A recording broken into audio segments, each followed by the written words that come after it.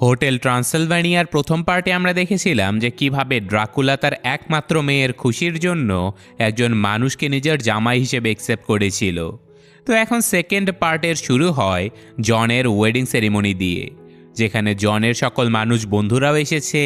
অর্থাৎ এখানে মানুষ আর মনস্টারেরা একসাথে জনের ওয়েডিং প্রোগ্রাম এনজয় করছে। তো কিছুক্ষণের মধ্যে মেভিস একটা ওয়েডিং গাউন পরে স্টেজে চলে আসে, আর ফাইনালি ওদের দুজনের বিয়ে হয়ে যায়। মনস্টার আর মানুষেরা খুবই এনজয় করে এই পার্টিটা। এমনকি ড্রাকুলা এতটাই খুশি ছিল যে সে সকলের উদ্দেশ্যে গানও গায়। এখন ফটোগ্রাফার তাদের যখন ছবি তুলছিল তখন দেখা যায় যে ছবিতে শুধু মানুষেরাই রয়েছে, কোনো মনস্টারের ছবি ক্যামেরাতে উঠছিলই না। কিছু তো আর করার নেই। তো এভাবেই হ্যাপিলি ম্যাভিস আর জনের ওয়েডিং শেষ হয়। এর পরের সিন আসে একদম 1 বছর পর।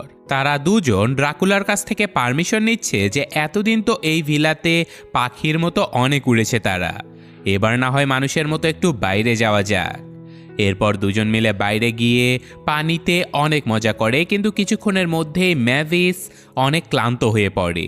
ড্রাকুলা তো বুঝতেই পারছে না যে মাত্র এতটুকু ওড়াউড়ির জন্য ম্যাভিস কিভাবে ক্লান্ত হতে পারে। তখন ম্যাভিস জানায় যে সে আসলে গর্ভবতী, তাই এই সময় সে বেশি নড়াচড়া করতে পারছে না, আর এই জন্যই হয়তো সে ক্লান্ত হয়ে যাচ্ছে। ড্রাকুলা এই কথা শুনে প্রচণ্ড খুশি হয়ে যায়, কারণ এই প্রথমবার সে দাদু হবে। এরপর থেকে শুরু হয়ে যায় ম্যাভিসের প্রতি সকলের এক্সট্রা কেয়ার। আর ফাইনালি সেই দিনও চলে আসে যেদিন ম্যাভিস আর জনের ছোট্ট একটা বাচ্চা জন্ম নেয়। বাচ্চাটার নাম ওরা রাখে ড্যানিস। ড্রাকুলার এখন একটাই চিন্তা ছিল যেন এই বাচ্চাটিও একটা ড্রাকুলা হয়। এমনকি সে সুযোগ পেলেই বাচ্চাটাকে চেক করে দেখতো যে ড্রাকুলার কোনো নিশানা বাচ্চাটার মধ্যে আছে কিনা।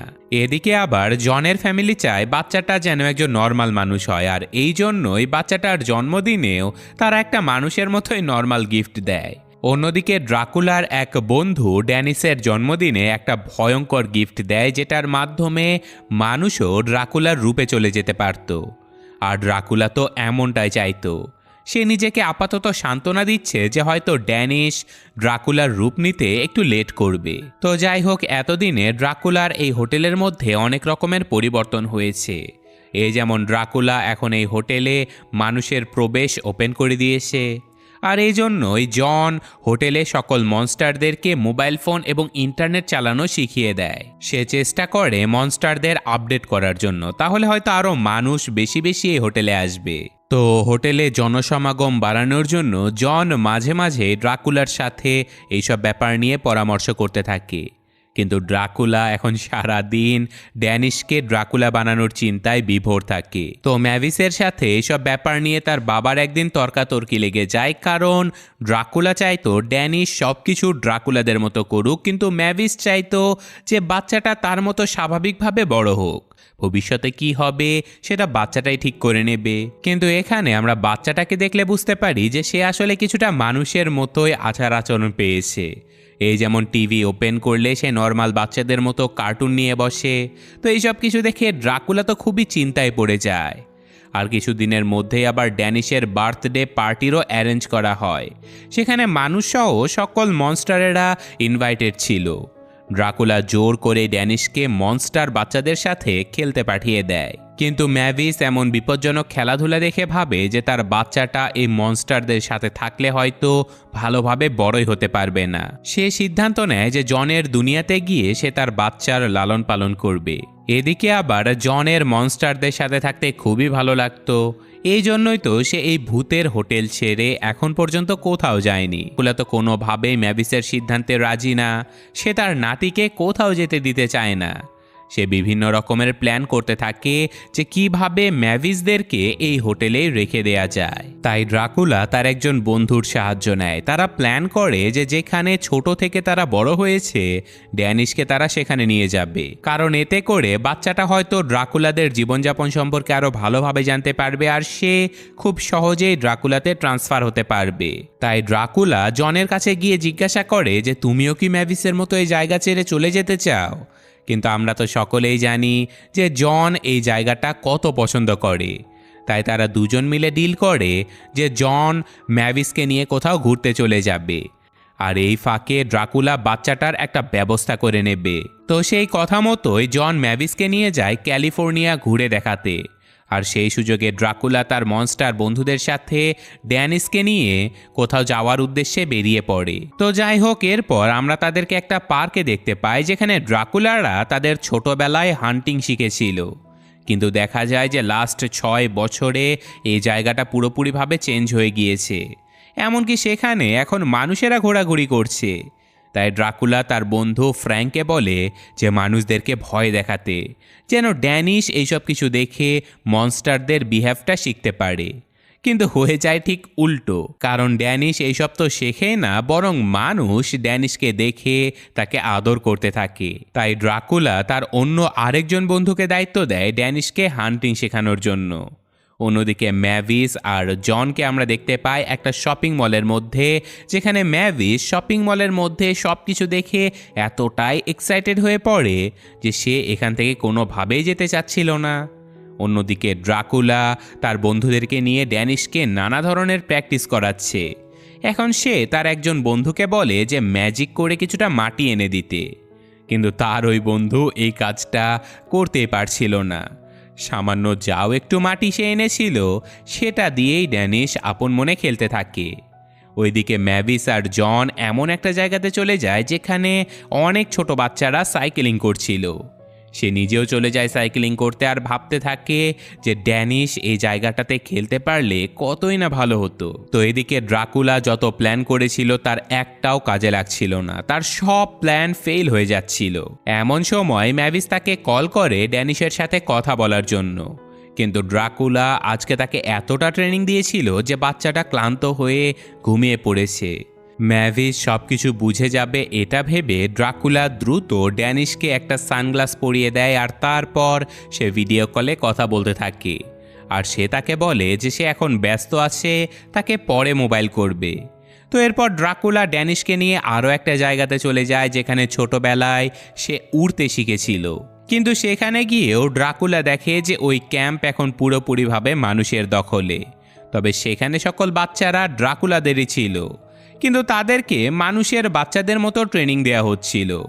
আর এদিকে জন এবার ম্যাভিসকে নিয়ে তার বাড়িতে চলে যায়। ম্যাভিসের আসার কথা শুনে জনের মা বাবা আশেপাশের কিছু মনস্টারকেও ইনভাইট করেছে। অন্যদিকে এই ক্যাম্পে মনস্টারদের বাচ্চাদেরকে মানুষের মতো গান শেখানো হচ্ছিল। ড্রাকুলা এইসব কিছু দেখে তো প্রচণ্ড রেগে যায়, কারণ তার এইসব কিছু একদমই পছন্দ নয়। তাই সে ড্যানিশ আর বাকি মনস্টারদের সাথে করে নিয়ে সবথেকে উঁচু একটা টাওয়ারে উঠে যায়। টাওয়ারটা একদমই শক্তপোক্ত ছিল না। ড্রাকুলার প্ল্যান ছিল যে সে এই উঁচু টাওয়ার থেকে ড্যানিশকে নিচে ফেলে দেবে, আর প্রচণ্ড ভয়ে ড্যানিশ ট্রান্সফার হয়ে অটোমেটিকভাবে উঠতে শিখে যাবে। কিন্তু হয় ঠিক তার উল্টো, সে ড্যানিশকে ছেড়ে তো দেয় কিন্তু বাচ্চাটা উড়তে পারে না। তাই দ্রুত সে উড়ে গিয়ে আবারও ড্যানিশকে ধরে ফেলে, কিন্তু ততক্ষণে সেখানে থাকা লোকজন ড্রাকুলার এইসব কাজকর্ম ভিডিও রেকর্ড করে ফেলে। আর ক্যালিফোর্নিয়া থেকে ম্যাভিস এই ভিডিও দেখেই বুঝতে পারে যে ড্যানিশ ঠিক নেই, তার বাবা ড্যানিশকে উল্টাপাল্টা কাজ শিখাচ্ছে। তাই যত দ্রুত সম্ভব সে হোটেলে ফিরে আসার জন্য রওনা দেয়, কিন্তু কোনো ফ্লাইট সে পায় না। অন্যদিকে ড্রাকুলাও বুঝে যায় যে সে যে কাজটা করেছে তা একদমই ঠিক হয়নি, তাই সেও তার বন্ধুদেরকে নিয়ে সেখান থেকে বেরিয়ে পড়ে, কিন্তু তাদের এমন উল্টাপাল্টা কাজের জন্য এই ক্যাম্পে আগুন লেগে যায়। আর ড্রাকুলার গাড়িটা আগুনে ব্লাস্ট হয়ে যায়। তাই কোনো অপশন না থাকার কারণে একটা ছোট স্কুটিতে বসেই তারা এগিয়ে যাওয়া শুরু করে, কিন্তু স্কুটিটা খুবই ধীরে ধীরে যাচ্ছিল।